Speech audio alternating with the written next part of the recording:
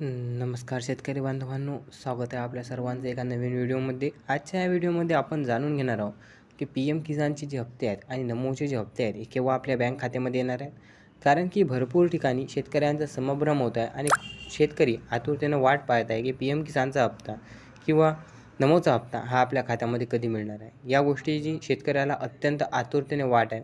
त्या गोष्टीची आता वाट संपणार आहे, कारण की आता नुकतेच केंद्र शासनाचे अधिवेशन पार पडलेले आहेत आणि राज्य शासनाचे देखील अधिवेशन पार पडलेले आहेत।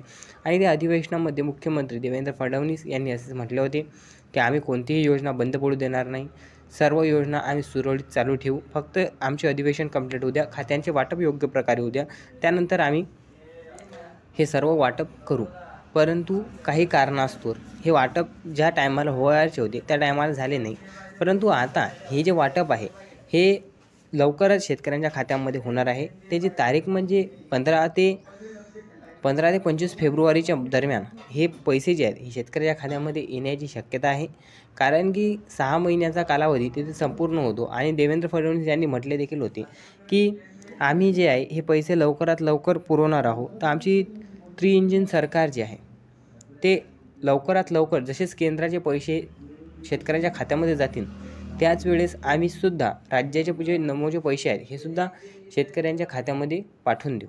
आणि त्यांच्यामध्ये जे वाढ करण्यात आली होती ती बहुतेक या हप्त्यापासून मिळते का नाही याची कन्फर्म गॅरंटीच नाही आहे। तर होऊ शकते काही लोकांना मिळू शकते, काही लोकांना नाही मिळू शकत, परंतु बहुतेक पुढच्या महिन्यापासून म्हणजे पुढच्या हप्त्यापासून ही वाढ सगळ्यांना मिळून जाणार। या हप्त्याचा आपण कन्फर्मली सांगू शकत नाही की ही वाढ झालेलीच आहे की नाही झालेली आहे, कारण की लाडक्या बहिणीचे सुद्धा असे आश्वासन देण्यात आलेले होते, परंतु त्यांना हा महिना 1500 रुपये आला।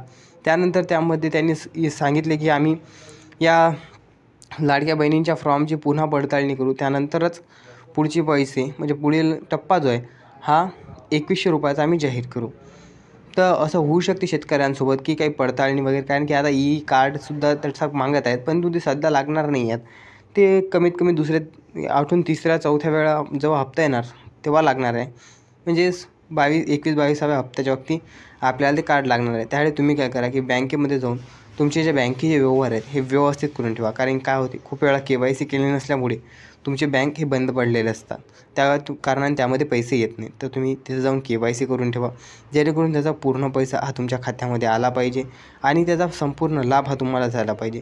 बँकेला तुमचे आधार कार्ड लिंक, मोबाईल लिंक ह्या सर्व गोष्टी एक वेळा सुव्यवस्थितपणे चेक करा, कारण की ज्या वेळेस हप्ते येतात त्याच वेळेस ते तुमच्या खात्यामध्ये यायला पाहिजेत। त्यानंतर जर काय तुम्ही ते गोष्ट करसाल तर त्यानंतर ते डायरेक्ट पुढच्या हप्त्यालाच तुमच्या खात्यामध्ये येतील। तर याची तुम्ही प्रत्येकाने आपापल्या बँकेमध्ये जाऊन काळजीपूर्वक पडताळणी करून घ्या, अशी आपल्या सर्वांना विनंती आहे। व्हिडिओ आवडला असेल तर एक लाईक करा, शेअर करा, सबस्क्राईब करा। भेटूया अशाच एका नवीन व्हिडिओमध्ये। तोपर्यंत जय हिंद, जय महाराष्ट्र।